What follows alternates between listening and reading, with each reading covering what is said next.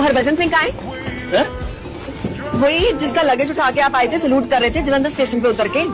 आप बाबा जी की बात कर रहे हो क्या? पापा जी 22-23 साल का लड़का था, इसके जितना होगा। हाँ।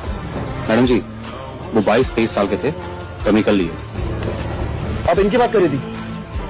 हाँ यही तो है हरभजन, अच्छी खासी बातें कर रहा था मेरे साथ ये, और आप कह रहे हो निकलिए। आप लोगों की गलती नहीं है। इंडिया के लोगों को ना एक्टरों और क्रिकेटरों के अलावा किसी और की स्टोरियां नहीं पता होगी। बाबा हरभजन सिंह भारतीय सेना के एक सच्चे सिपाही थे और उनकी मृत्यु सिक्किम के नथुला पास में 4 अक्टूबर 1968 में हुई। वो 3 दिनों तक लापता रहे।